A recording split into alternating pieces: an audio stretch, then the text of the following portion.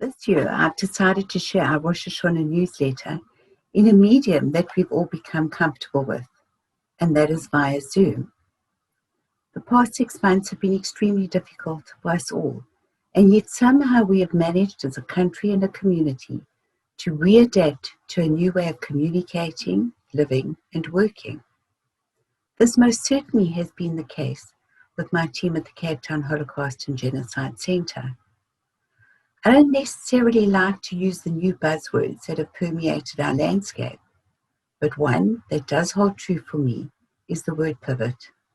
How do we pivot from a vibrant bricks and mortar educational centre into an online platform that still embraces our mission of creating a space that memorializes and commemorates the 6 million Jews who perished in the Holocaust and other victims of the Nazi regime, as well as the number of genocides that happened before and after the Holocaust?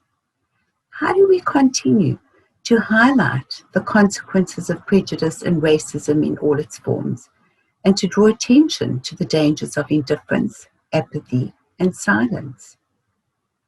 Many of you are familiar with the thousands of school learners who attend the daily educational programs at our centre. This perhaps was our biggest challenge. How do we continue to facilitate these programs in the absence of the learners coming to the Cape Town Holocaust and Genocide Centre? Well, we decided to teach online.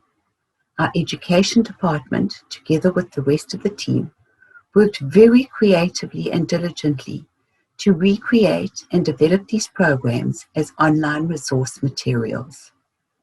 Through recording videos and various lesson plans for both learners and educators, we broke up the grade 11 history syllabus that deals with pseudoscience, eugenics, and case studies of Nazi Germany and Australia into 8 units, all of which are available online in both English and Afrikaans. I would like to thank our partners at the Western Cape Education Department for making our resources freely available through the e-learning portal, as well as printing thousands of copies of our materials, which are delivered to schools across the province. We have had the privilege of hosting numerous interesting, thought-provoking, and exciting webinars. Zoom has allowed us to connect with speakers from around the world, many of whom we would have only dreamed of hosting at the centre. To perhaps highlight 2 of the many webinars hosted must be the Mervin Memorial Lecture Series, where the charismatic Dorbert Katz enthralled an international audience with 5 lectures on the Jewish-Lithuanian experience. The other being the second-generation survivor and award-winning author Elizabeth Rossner. Her heartfelt and sensitive talk on her book Survivor Cafe touched many women at our second Women's Day online celebration. The redevelopment of the Cape Town Holocaust and Genocide Centre's website into an interactive and online resource was a mammoth task, and I'm happy to say that we've completed phase 1 of this project. Links to all the resources mentioned, as well as our recorded videos and webinars, are available to read and watch. I invite you to navigate through our site and see the cross-section of work that we have managed to accomplish over the past 6 months.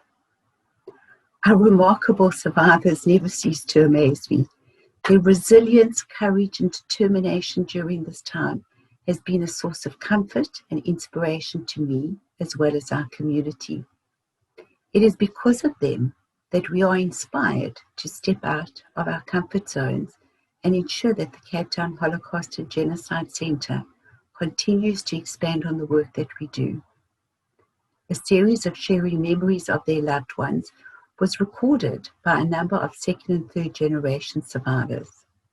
Their participation was overwhelming, and we thank them for keeping the flame of memory alive.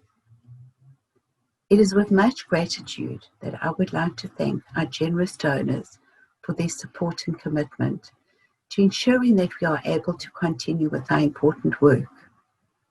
We know that the past 6 months has been very difficult financially, with many needs required within our community and that of the broader community. But without you, this task would have been a very onerous one. Unfortunately, we haven't been able to see our volunteer guides and front desk volunteers. We've missed you all, and thank you for all that you've contributed to the efficient running of the centre. To my wonderful team, what can I say? Without our combined effort, we wouldn't have been able to accomplish what we have done. I know it has been a very difficult and long road, but each and every one of you has risen to the challenge. You have embraced new ideas and technologies, and for that, I thank you. No organization can flourish without the fervent support of a board of trustees. On behalf of myself and the team, I'd like to thank our chairman, Gerald Diamond, and all the other trustees for the many hours of advice, support, and their continual encouragement. This has and is much appreciated. For those of you who are celebrating Rosh Hashanah, the Jewish New Year, Shana Tova U'Metuka, wishing you a good and sweet year ahead. As we celebrate Heritage Day later next week, may we celebrate the day by remembering the cultural heritage of the many cultures that make up the population of this beautiful country. Be safe and be well.